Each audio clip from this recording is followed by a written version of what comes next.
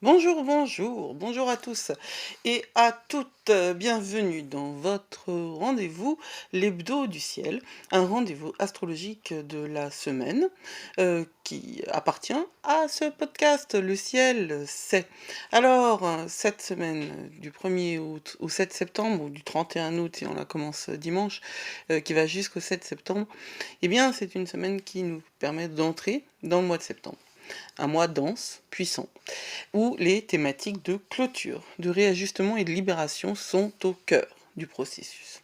Alors moi, je suis qui? Eh ben, je suis Judith. J'ai créé Astrologie et compagnie, dont le ciel sait et le podcast, pour tisser l'astrologie avec la spiritualité. Mais une spiritualité atypique, pas de celle que vous rencontrez à chaque coin de réseau social, et puis une astrologie pratique et vivante. Ce podcast, il s'adresse d'abord à vous, hein, vous qui refusez d'être un simple spectateur de votre vie, à vous qui êtes peut-être ou certainement hypersensible, multipassionné et parfois dispersé. Vous cherchez, j'en suis certaine, parce que c'est ce que je cherchais pendant longtemps aussi, une boussole intérieure fiable. Et l'astrologie que je pratique, c'est ça, hein. C'est pas une sentence gravée dans la pierre, en fait. C'est pas un GPS. Parce qu'on parle d'astrologie comme GPS, mais je suis pas d'accord. Le GPS, tout est écrit, hein, c'est une carte. L'astrologie, c'est une boussole. La carte, elle n'est pas écrite, hein, le territoire, il est en vous. Et la carte n'est pas le territoire. Cette astrologie que je vous propose, elle vous dit pas quoi faire, elle éclaire là où vous êtes, ce que vous traversez, et surtout ce que vous pouvez en faire. Moi, ce que je défends, c'est une spiritualité incarnée, ancrée, comme je le disais, loin des recettes toutes faites et loin des promesses magiques. Il y a 2 trucs, hein, qu'il faut savoir, c'est que rien ne change si on ne change pas à l'intérieur et que, tout ce que vous vivez à l'extérieur, c'est un reflet de ce que vous êtes à l'intérieur. Et tout ça change de l'intérieur. Mais évidemment, il faut faire le job aussi dans le monde concret. Mon approche, elle replace votre autonomie au centre. Je suis pas là pour que vous dépendiez de mes mots, de moi ou de mon coaching, mais je suis là pour que vous appreniez à écouter le ciel par vous-même. J'avais besoin de faire cette introduction parce que je trouve que c'est très très essentiel en ce moment où eh bien, le développement personnel, prend des tournures qui sont un petit peu, agaçantes. C'est comme si toutes les bonnes choses dans cet, univers de réseaux sociaux qui va vite, comme si toutes les bonnes choses, étaient, relativement vite corrompues, hein. Le développement personnel, c'est pas, le blanc-seing pour être un connard. Non, c'est pas parce que, moi ça me fait du bien que je vais le faire. Le développement personnel, c'est, se placer en tant que, ayant le pouvoir sur sa vie. Voilà, ça veut pas dire qu'on n'a pas d'inconscient, ça veut pas dire qu'on n'a pas de conditions de vie qui sont, plus ou moins difficiles. Ça veut pas dire que tout le monde est égal. Heu, Ça veut dire juste que, là où vous êtes, ici et maintenant, vous avez la possibilité de, regarder où vous êtes et d'en faire quelque chose pour que ça change. Voilà, et septembre, ça va, nous aider à ça parce que au fond, tout mon travail, il sert à une seule chose en vrai. Il sert à vous aider à reprendre la main sur votre trajectoire et à faire de votre sensibilité ou de tout ce qui est, votre trame personnelle une force, plutôt qu'un fardeau. Septembre, c'est, le mois qui suit août. Ouais, fallait bien attendre d'être là pour entendre ça, hein. Non, mais septembre, c'est le mois de la rentrée. C'est un mois, qui est vraiment, en général, de toute façon, important, hein, marqué par un changement d'énergie radical qui se déroule, autour du, 21 août, le moment où le soleil, il passe, du Lion en Vierge, et ça change tout. Ça change tout, et vous le voyez, cette, rentrée, on nous la propose souvent sous l'angle de, l'organisation du ménage, de l'attention aux détails, heu, du service aux autres, et tout ça, c'est des caractéristiques de la Vierge, et je pense que les gens qui créent, les linéaires dans les supermarchés et qui créent les événements saisonniers de vente, hem, sont pas au courant de cette, dimension énergétique, astrologique, et pourtant ils sont exactement sur cette vibe-là. Parce que, quand, je suis allée faire des courses ce matin, ce qu'il y a en premier, ça m'a marqué parce que c'est ce que je cherchais, je m'attendais pas à les trouver aussi facilement, eh bien, c'est que des trucs, de, ménage. Je pense qu'il y a de plus en plus cette, descente, en fait, des énergies cosmiques dans notre réalité quotidienne et c'est tout à fait, lié aussi au panorama général de l'astrologie et à la manière dont notre vie, elle, évolue, dont notre réalité, elle évolue parce que les choses changent très, très, très vite. Alors, septembre, c'est, aussi donc c'est le mois qui suit le mois d'août, hein, et vous allez encore apprendre une nouveauté avec moi, c'est que c'est le mois qui précède le mois d'octobre. Et ouais. Et on a avec, septembre, octobre, novembre, décembre, les 4 derniers mois avant, le passage symbolique, à 2026 qui, vont être très importants, cette année, vraiment très importants. Si vous voulez, obtenir quelque chose de votre vie, si vous voulez changer de vie, c'est maintenant qu'il faut s'y prendre.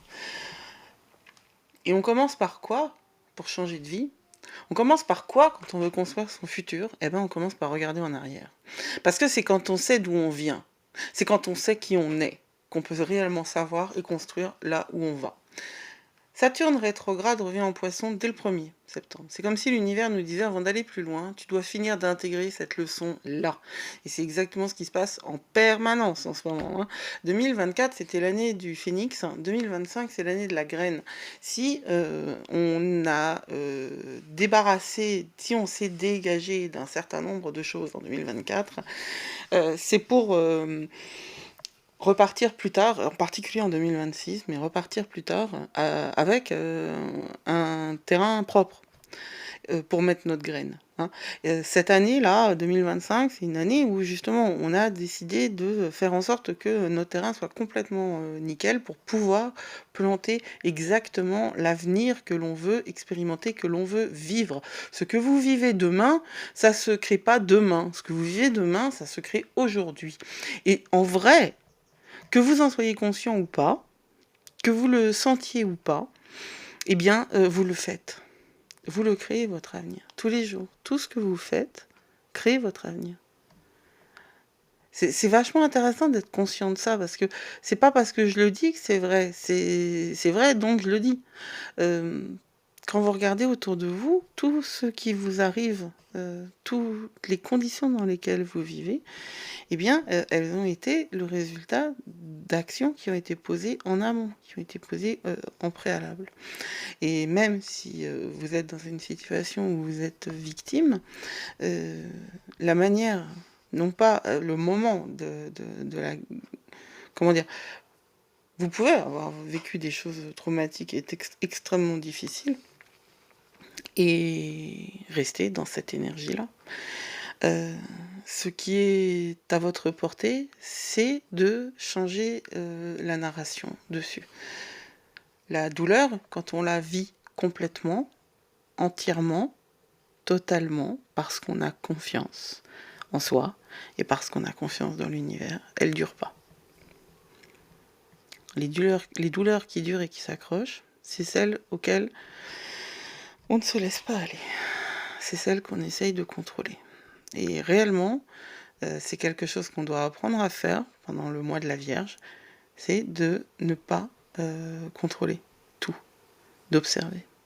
Ce qui va vous sauver la vie, réellement, à tout point de vue, c'est d'entrer dans la position de l'observateur.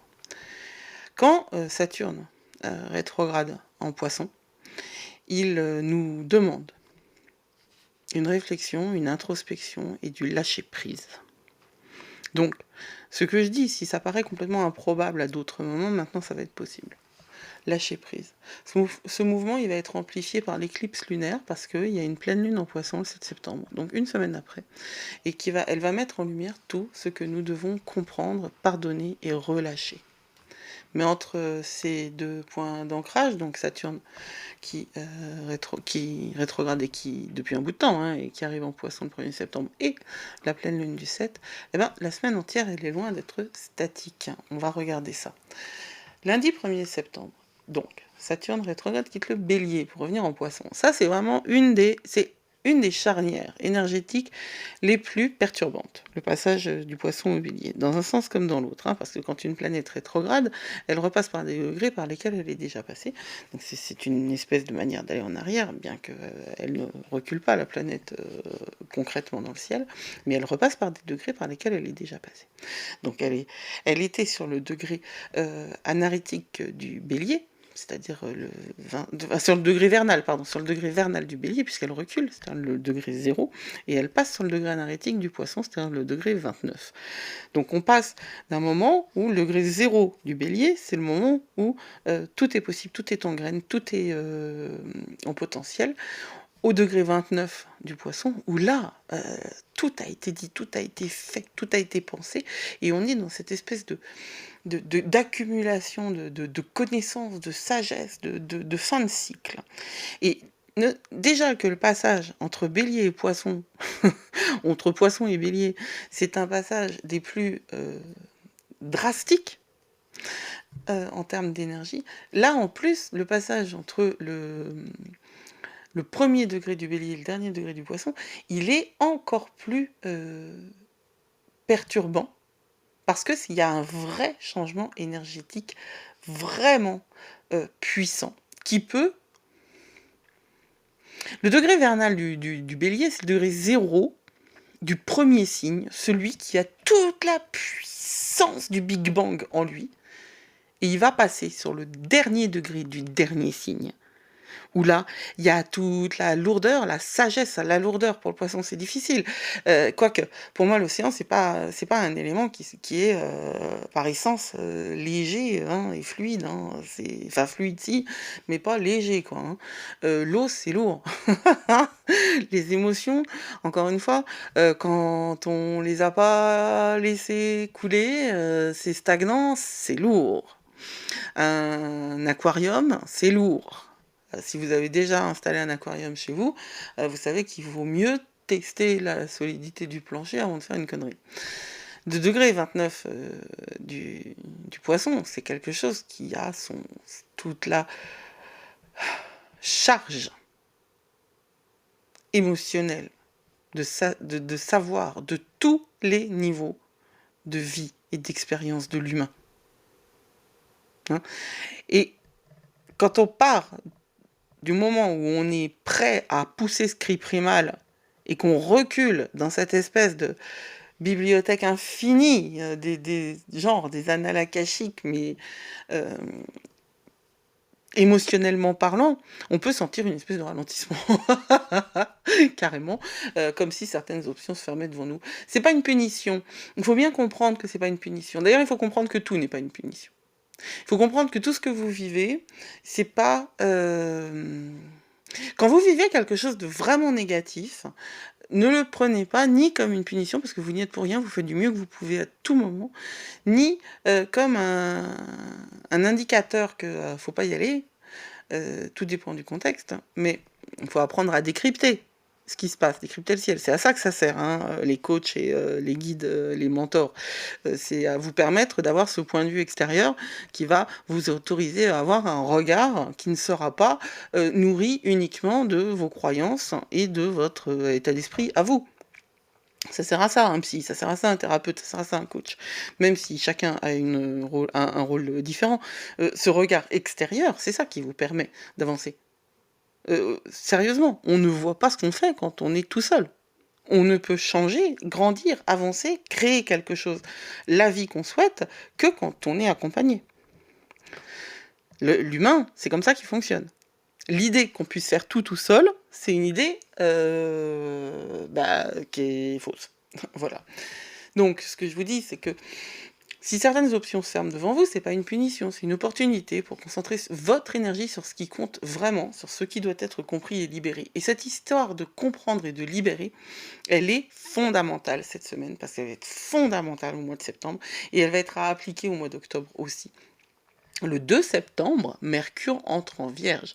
Alors après plusieurs mois un peu flous, marqués par l'énergie créative mais parfois dispersée du Lion, le mental retrouve ici de la précision. On peut enfin se concentrer sur les détails, organiser son esprit, régler des petites choses laissées de côté. C'est vraiment le bon moment pour faire des listes, clarifier des projets, structurer vos idées. Mercure, c'est la planète qui dirige le mental, la raison. Et la Vierge, c'est le signe qui a à cœur d'organiser les choses. En plus, Mercure dirige le signe de la Vierge. Donc on est vraiment dans un moment qui est assez bref, mais qui est extrêmement bénéfique pour organiser tout le reste de son année, voire même les 5 ans à venir.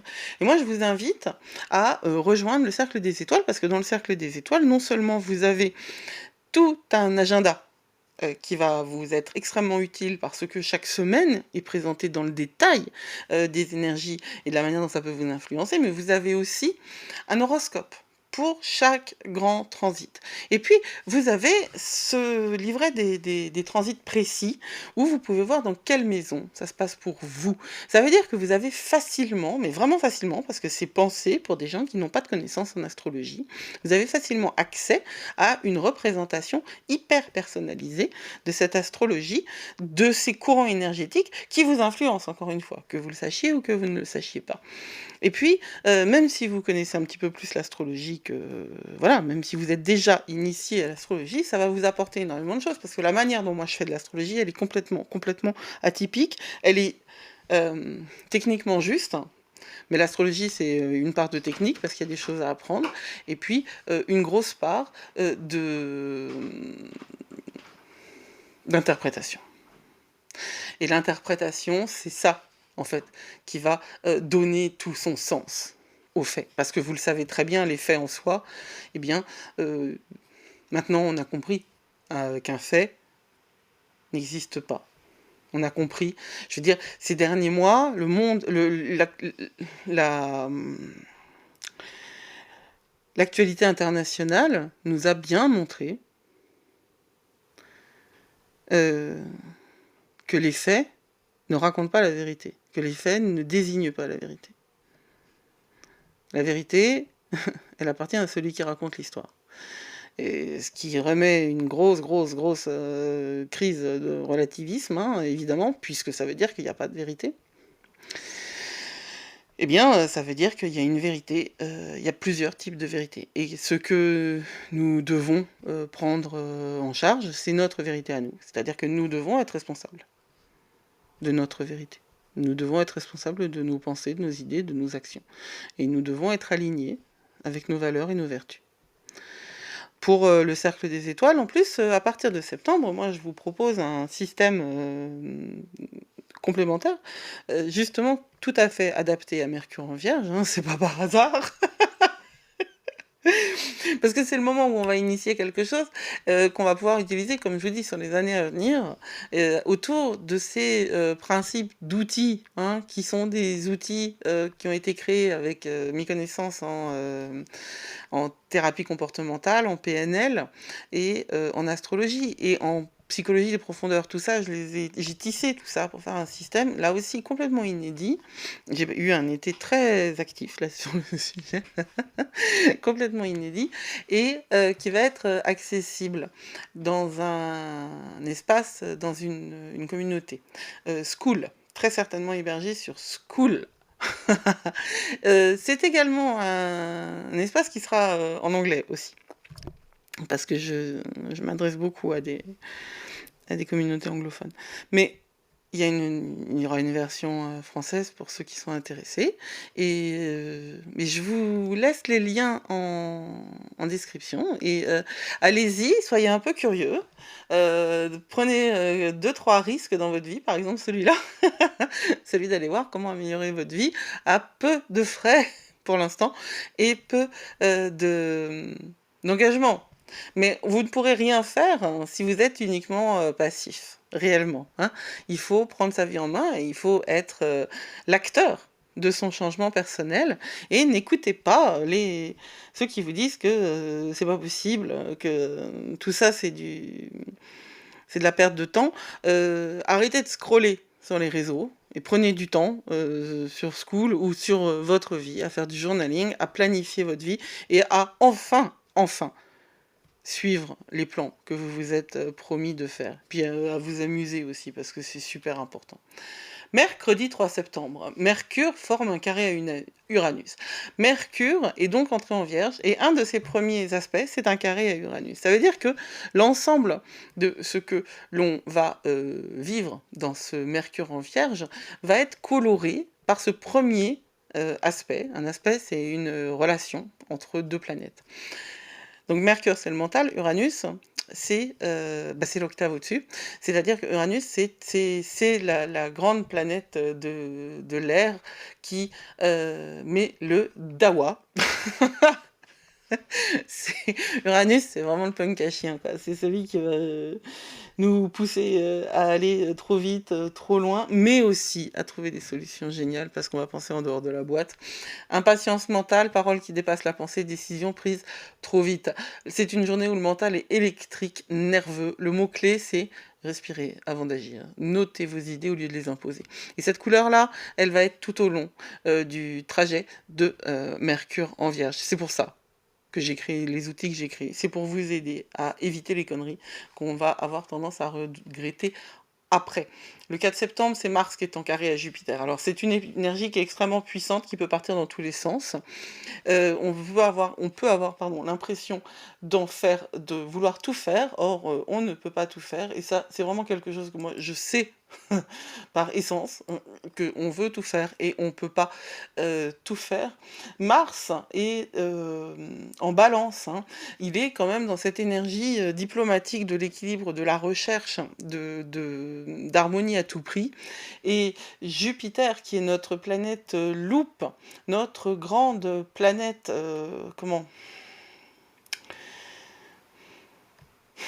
c'est Zeus, Jupiter, c'est la planète qui va tout extrapoler, tout magnifier, tout grandir, elle est en Cancer. Donc elle est dans une espèce d'émotion qui n'est pas toujours l'émotion la plus simple, parce qu'il y a quand même quelque chose dans la vibe du Cancer qui est grandi par Jupiter, qui est de l'ordre de la culpabilisation de l'autre et du rejet de sa propre émotion. C'est pas toujours facile pour l'énergie du Cancer de faire place à toutes les émotions qu'il a à l'intérieur de lui et aller les assumer, les gérer. C'est une énergie qui n'est pas la plus facile, la plus aisée. Il y a tellement d'émotions dans le Cancer. Il y a une telle charge. Et c'est des émotions qui sont très anciennes, qui sont en lien avec des choses qui ne sont pas de notre registre ici et maintenant, mais de toutes les relations qu'on a à la mère en tant qu'elle est celle qui nous a donné la vie, mais la mère aussi en tant qu'elle est celle qui a donné la vie à toute notre lignée. Il y a quelque chose de profondément lié à l'héritage dans l'énergie du Cancer, aux racines, au foyer. Vous voyez à quel point tout cela ressorti d'une puissance qui nous dépasse très très très très souvent. Et le Cancer, c'est quand même le crabe, c'est-à-dire que c'est la carapace, c'est l'exosquelette, la carapace avec un cœur si tendre qu'il est très difficile pour lui de le laisser vivre et qu'il peut prendre les choses très très mal. Alors Mars, dans le signe de la diplomatie, en opposition avec Jupiter, dans le signe du cœur coulant qu'il ne supporte mal, ça peut réellement faire partir dans tous les sens et ça peut aussi vous pousser, parce que toutes ces difficultés-là sont des opportunités, vous pousser à apprendre à canaliser la motivation sans tomber dans la dispersion ni l'excès. Samedi 6, Uranus rétrograde en Gémeaux. Vous voyez un petit peu la puissance de cette semaine. Donc là, c'est très très important parce que Uranus en Gémeaux, il est à l'intérieur d'un signe d'air aussi, hein. Uranus, c'est une planète d'air qui est à l'intérieur d'un signe d'air. Les changements liés à vos idées, vos projets intellectuels, votre vision du futur peuvent ralentir, et c'est très bien. C'est très bien. Vous pouvez le prendre comme une frustration, prenez-le comme une frustration et vivez-le comme tel. Mais c'est l'occasion de réajuster vos plans, d'observer ce qui fonctionne vraiment. On a commencé avec ça, avec Saturne qui rétrograde en Poisson. On finit avec Uranus, la semaine, qui rétrograde en Gémeaux. C'est un grand moment où on vous demande de faire un pas en arrière pour observer ce qui fonctionne vraiment. En parallèle, Vénus en trigone à Cérès rétrograde vient adoucir cette journée et va nous permettre de nous reconnecter à la douceur dans nos relations. La douceur. La douceur, c'est la clé, hein. C'est par la douceur qu'on va réussir à faire les grandes transformations, les grands changements. On ne se transforme pas comme ça, du jour au lendemain, par la brutalité et par des recettes toutes faites, prévues par des gens qui ne savent pas quels sont les combats à mener parce que ce qu'ils vous vendent, ce sont des solutions qui ont été faciles pour eux. Euh, Moi, ce que je vous propose, c'est un accompagnement qui vous correspond exactement à vous. Il ne correspond pas à moi, il correspond à vous. Il est fait sur mesure, absolument sur mesure. D'ailleurs, je vous propose aussi des appels découvertes, hein, entièrement gratuits, où pendant une demi-heure, on peut échanger sur ce dont vous avez vraiment besoin. Je vais finir très vite sur l'éclipse lunaire du 7 septembre, parce que je ferai une vidéo dessus. Parce que ce grand moment du dimanche, c'est un apex. On en a besoin de cette éclipse. Alors les éclipses, c'est toujours des tournants. Mais là, en poisson, elle va nous demander de libérer les points invisibles, hein, les émotions anciennes, les illusions qui nous empêchent d'avancer. Cette journée, je vous le dis d'emblée, c'est une journée pour se reposer, accueillir ses rêves, écouter son intuition.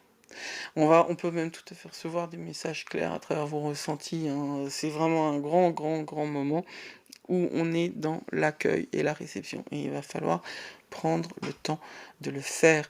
C'est donc une semaine intense, hein, qui ouvre véritablement le mois de septembre sous le signe du tri intérieur et de la libération karmique. Prenez soin de vous, donnez-vous du temps. Rappelez-vous que cette éclipse de dimanche va agir comme une porte. Il va donc falloir vous préparer à cette porte pour laquelle je ferai une vidéo particulière, mais il va falloir sachez dès maintenant que vous allez pouvoir laisser partir des choses qui vous encombrent, et c'est à vous de choisir ce que vous gardez, parce que ce que vous garderez va gagner en puissance. Vous pouvez rejoindre la communauté, elle est encore sur Podia, je ne suis pas certaine qu'elle y reste, elle est encore sur Podia, une communauté gratuite, à laquelle de toute façon, si vous la rejoignez maintenant, et si je change de lieu, vous serez dans le déménagement. Je vous mets dans mes cartons et je vous installe dans la communauté d'après. Et vous y retrouverez l'hebdo du ciel, enfin le guide de l'hebdo du ciel qui va vous donner l'essentiel de ce podcast, ainsi que des questions de journaling et des pistes, des guidances énergétiques pour vous aider.